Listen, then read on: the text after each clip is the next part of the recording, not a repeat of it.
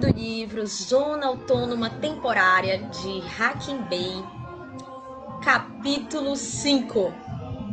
Fomos para Croatã. Não queremos definir a tais Zona Autônoma Temporária, caso você esteja caindo aqui de paraquedas. Esse já é o capítulo 5. Curte, compartilha e procure os outros capítulos para você se inteirar. Mas não queremos definir a tais, ou elaborar dogmas sobre como ela deve ser criada. Nosso argumento é que ela foi criada, será criada e está sendo criada. Portanto, será mais proveitoso e mais interessante olharmos para algumas tais passadas e presentes e especular sobre manifestações futuras. Evocando alguns protótipos, podemos vir a ser capazes de avaliar o escopo potencial deste complexo e talvez até mesmo vislumbrar um arquétipo. Em vez de tentar qualquer tipo de enciclopedismo, adotaremos uma técnica franco-atiradora, um mosaico de vislumbres. Começando de forma arbitrária com os séculos 16 e 17 e o estabelecimento do Novo Mundo. A abertura do Novo Mundo foi concebida desde o princípio como uma operação ocultista.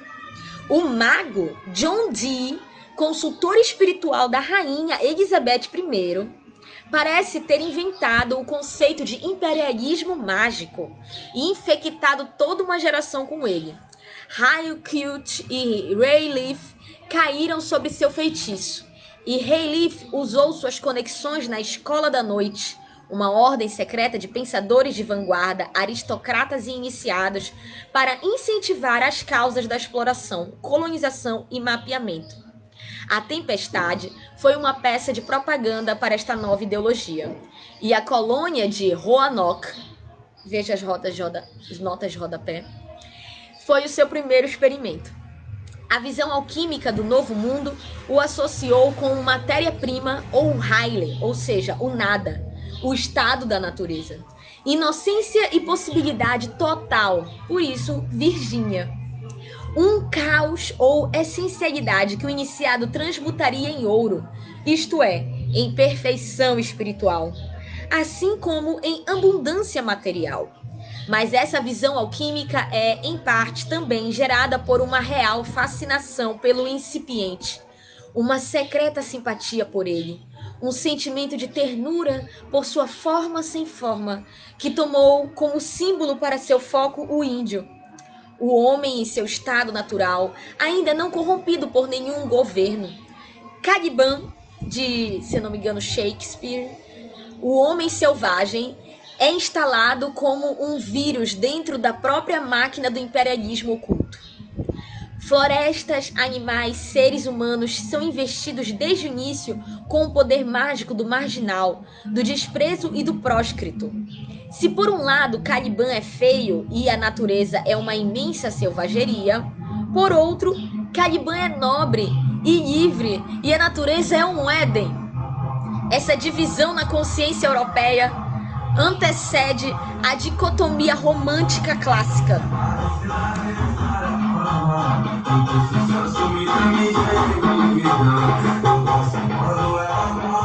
Então, continuando, está enraizada na alta magia da Renascença. A descoberta da América, o Eldorado, a fonte da juventude, a cristalizou, e sua precipitação aconteceu na forma de esquemas reais de colonização. Na escola primária, nos ensinam que a primeira tentativa de colonização em Roanoke fracassou, que os colonizadores desapareceram, deixando para trás apenas a mensagem críptica: fomos para Croatã. Mais tarde, relatos de índios de olhos cinzentos foram descartados como lenda. De acordo com os livros escolares, o que aconteceu foi que os índios massacraram os colonos indefesos. No entanto, Croatã não era nenhum Eldorado.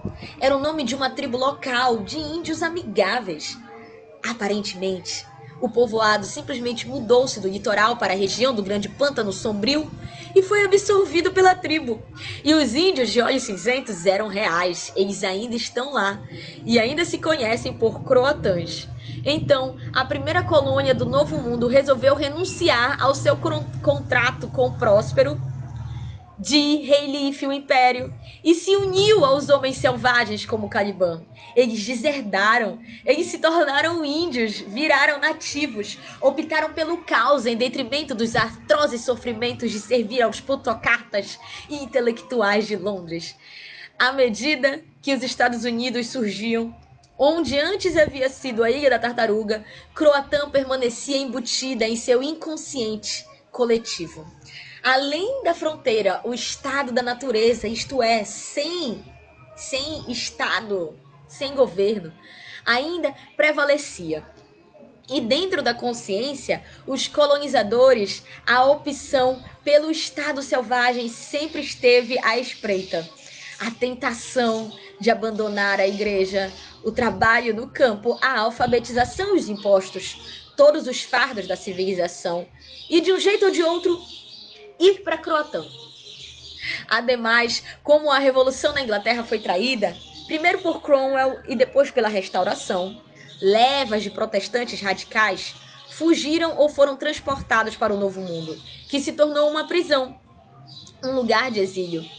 Antinomianos, vejam as notas de rodapé, familistas, quakers, patifes, levelers, diggers e hunters foram então apresentados à sombra oculta do estado selvagem e apressaram-se em abraçá-lo.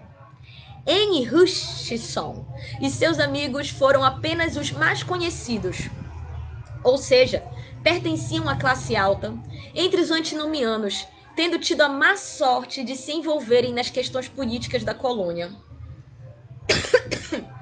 Mas uma facção muito mais radical do movimento sem dúvida existiu. Os incidentes que Hawthorne narra em The Maypole of Marymount, em livre tradução, O Mastro da Primavera do Monte Alegre, são totalmente históricos. Aparentemente, os extremistas haviam decidido renunciar totalmente ao cristianismo e adotar o paganismo. Se tivessem conseguido êxito em se unir aos seus aliados indígenas, o resultado poderia ter sido uma religião sincrética com elementos antinomianos, celtas e algonquinos, também presente nas notas de rodapé.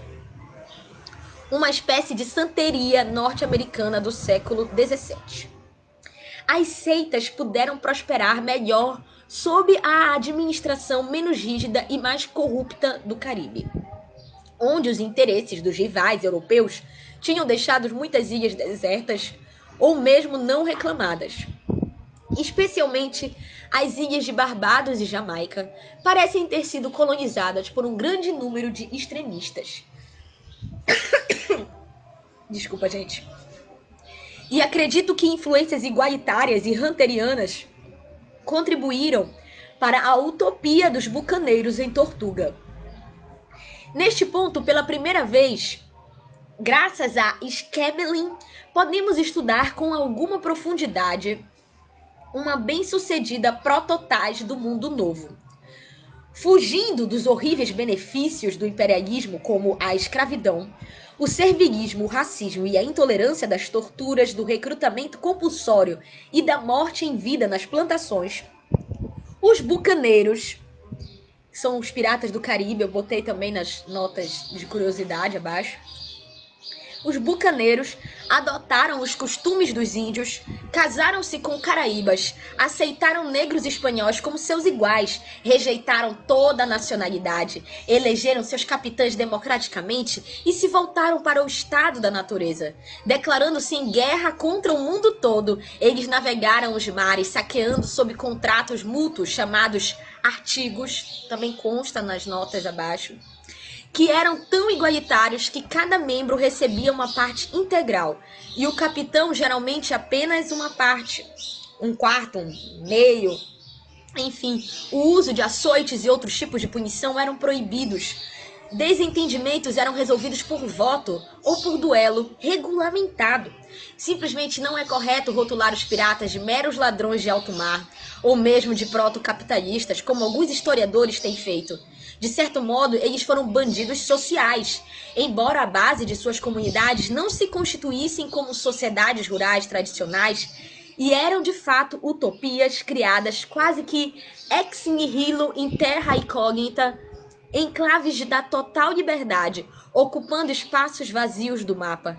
Depois da queda de Tortuga, o ideal dos bucaneiros permaneceu vivo durante toda a Idade de Ouro da pirataria, cerca de 1660 a 1720, e resultou em colônias continentais, em Belize, por exemplo, fundadas pelos próprios bucaneiros. Com a mudança de cenário para Madagascar, uma ilha ainda não reclamada por nenhum poder imperial e governada apenas por uma miscelânea de reis nativos, chefes ávidos por aliados piratas, a utopia pirata atingiu sua forma mais elevada. A narrativa de Defoe sobre o Capitão Mission e a sua fundação de Libertatia pode ser, como alguns historiadores proclamam, uma peça literária para fazer propaganda para a teoria radical dos membros de Whig, mas está inserida em The General History of the Pirates, a história geral dos piratas, que em grande parte ainda é aceita como verdadeira e acurada. Além disso, a história do Capitão Mission não foi criticada quando o livro apareceu, e muitos dos antigos marujos de Madagascar ainda estavam vivos. Eles pareciam ter acreditado nela, sem dúvida porque haviam experimentado enclaves piratas muito parecidos com a de Libertatia. Mais uma vez, escravos libertos, nativos e mesmo inimigos tradicionais como os portugueses eram convidados para se juntar a eles como iguais. Libertar navios negreiros era uma de suas prioridades. A propriedade da terra era comunitária. Os representantes eram eleitos por períodos curtos. Os saques eram repartidos. As doutrinas de liberdade pregadas eram ainda mais radicais do que aquelas do common sense. Libertatia esperava durar e Mission morreu em sua defesa. Mas a maioria das utopias piratas foram criadas para serem temporárias. As verdadeiras repúblicas dos corsários eram seus navios, que navegavam sob o código dos artigos. Os enclaves costeiros geralmente não tinham lei alguma. O último exemplo clássico, Nassau, nas Bahamas, uma estação balneária com barracas e tendas devotadas ao vinho, mulheres e provavelmente garotos também, a julgar por Sodomia and Piracy, Sodomia e Pirataria, livro de Burge. Canções, os piratas eram grandes amantes da música e costumavam contratar bandas por cruzeiros inteiros. E todos os tipos de excessos desapareceu da noite para o dia quando a frota britânica apareceu na Bahia. Blackbird, famoso Barba Negra, e Calico Jack, Hack Han e sua tripulação de mulheres piratas moveram-se para costas mais selvagens e destinos mais cruéis, enquanto outros humildemente aceitaram o perdão e se regeneraram. Mas a tradição bucaneira perdurou, tanto em Madagascar, onde os filhos mestiços dos piratas começaram a construir seus próprios reinos, quanto no Caribe, onde escravos fugidos e grupos mestiços de negros, brancos e índios conseguiram prosperar nas montanhas e no campo, como Maroons. A comunidade Maroon na Jamaica ainda tinha um certo grau de autonomia e muitos dos antigos hábitos persistiam quando Zona Neale Hurston visitou a região nos anos 20. Veja o livro Tell My Horse, Diga ao Meu Cavalo. Os Maroons de Suriname ainda praticam o paganismo africano. Através de todo o século XVIII, a América do Norte também produziu certo número de comunidades isoladas trirraciais. Este termo, que soa clínico, foi inventado pelo movimento eugenista, que produziu os primeiros estudos científicos sobre essas comunidades. Infelizmente, a ciência serviu como uma justificativa para o ódio racial pelos híbridos e pelos pobres. E a solução para o problema geralmente era a esterilização forçada. Esse núcleo invariavelmente é formado por servos e escravos fugidos, criminosos, isto é, muito pobres, prostitutas, isto é, mulheres brancas que se casaram com não brancos, e membros das várias tribos nativas. Em alguns casos, como o dos Seminoles e Cherokees, a estrutura tribal tradicional absorvia os recém-chegados. Em outros, novas tribos eram formadas. Dessa forma, nós temos os Maroons do Grande Pântano Sombrio, que persistiram através dos séculos XVIII e XIX, adotando escravos fugitivos, funcionando como parada no caminho secreto para a liberdade e servindo como um centro ideológico e religioso para as rebeliões de escravos. A religião era o voodoo, uma mistura de elementos africanos, nativos e cristãos. E, de acordo com o historiador H. Lermin Bey, os mais velhos da seita e os líderes dos Maroons do Grande Pântano eram conhecidos como os Sete Dedos do Alto Resplendor.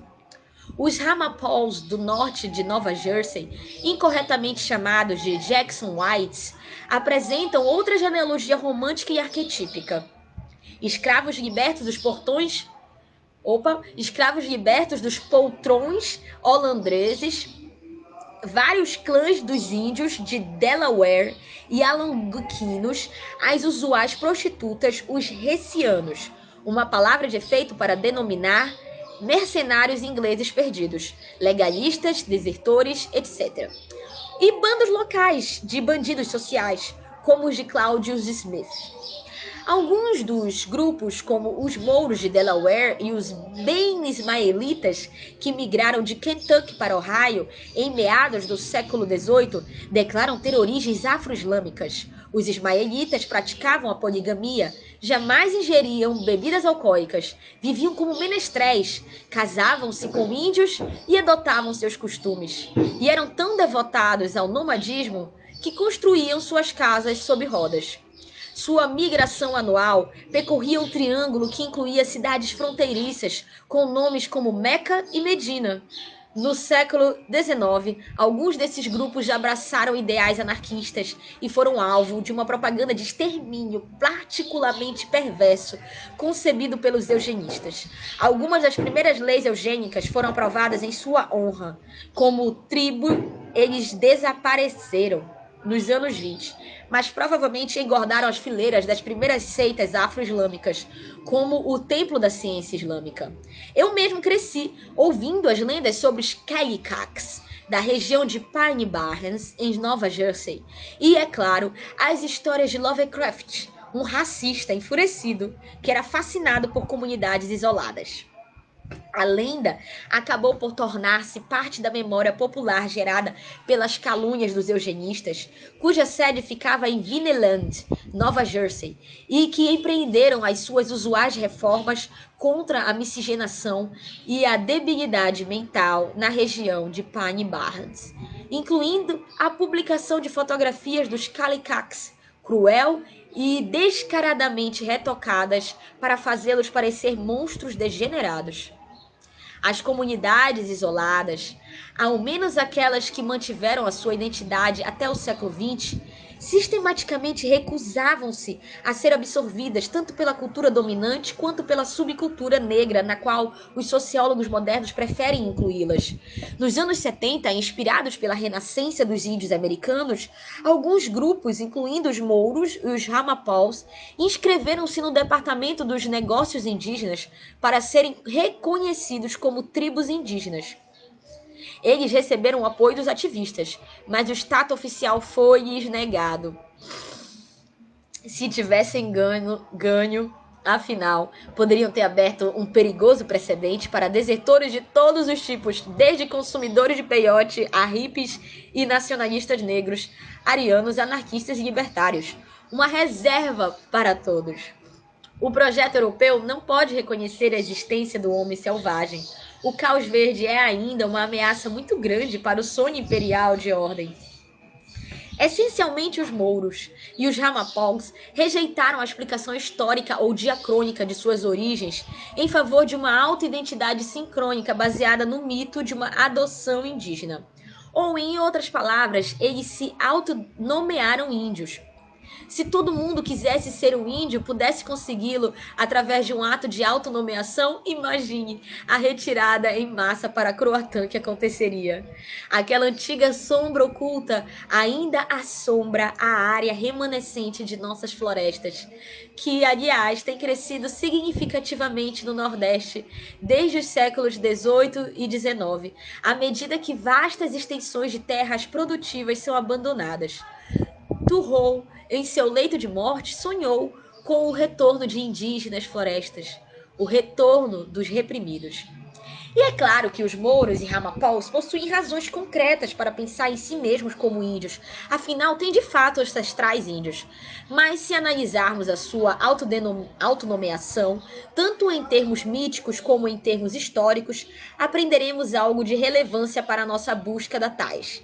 Em sociedades tribais, existe o que alguns antropólogos chamam de Manebanden, sociedades totêmicas voltadas a uma identidade com a natureza, através de um ato de transmutação, de formas de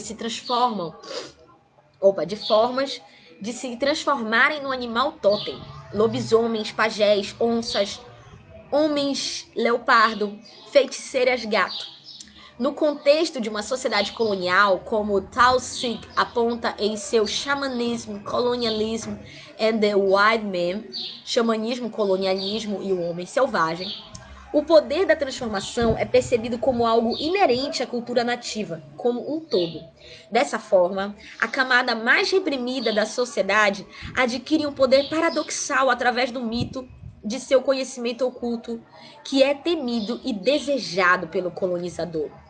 É claro que os nativos realmente possuem certo conhecimento oculto, mas em resposta a essa percepção imperial de sua cultura como uma espécie de espiritismo selvagem, os nativos começam a se enxergar neste papel de forma cada vez mais consciente.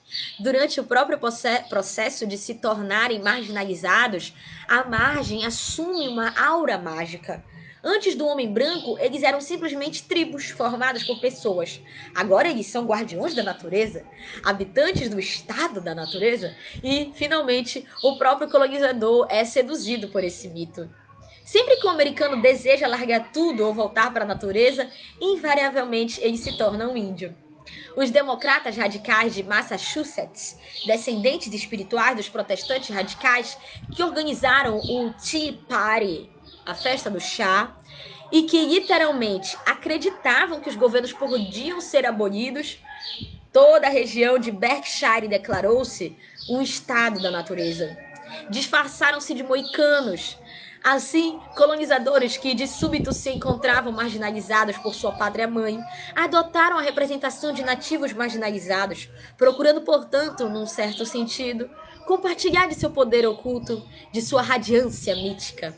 Dos homens das montanhas aos escoteiros mirins, o sonho de se tornar um índio flui sobre uma miríade de expressões da história, cultura e consciência norte-americana. O imaginário sexual associado aos grupos trirraciais também sustenta essa ideia. Os nativos, é claro, sempre são imorais, mas os renegados raciais, os desertores, devem ser completamente polimorfos perversos.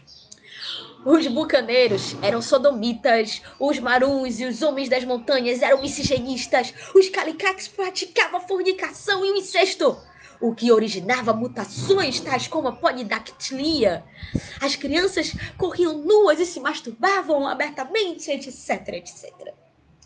O retorno a um estado natural, paradoxalmente, parece permitir a prática de todo tipo de ato antinatural, ou pelo menos assim parecia se fôssemos acreditar nos puritanos e eugenistas.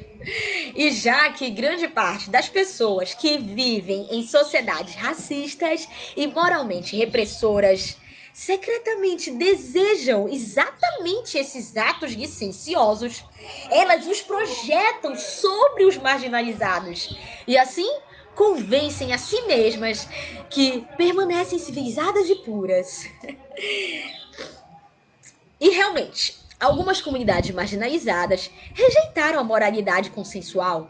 Os piratas certamente o fizeram, e sem dúvida realizaram alguns dos desejos reprimidos da civilização. Você não faria o mesmo? Tornar-se selvagem é sempre um ato erótico, um ato de desnudamento.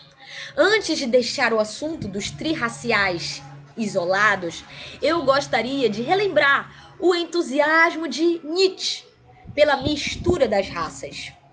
Impressionado pela beleza e vigor de culturas híbridas, ele enxergou na miscigenação não só uma solução para o problema da raça, mas também o princípio para uma nova humanidade. Livre dos preconceitos étnicos e nacionalistas, um precursor do nômade psíquico, talvez. O sonho de Nietzsche ainda parece tão remoto agora como parecia para ele. O chauvinismo mantém seu domínio. Culturas mestiças permanecem submersas. Mas as zonas autônomas dos bucaneiros e dos maruns, ismaelitas e mouros, amapaus e calicaques permanecem, ou suas histórias permanecem, como indicações de que Nietzsche poderia ter chamado de ânsia de poder como desaparecimento. Devemos voltar a este tema. E assim finalizamos a leitura do capítulo 5. Peço para você curtir, compartilhar esse vídeo, acompanhar a nossa página, fortalecer a gente, também contribuindo financeiramente se for possível. E continue seguindo para acompanhar a leitura. O próximo capítulo se chama A Música como um Princípio Organizacional. E é isso, galera. Muito obrigado pela atenção e até mais. Nós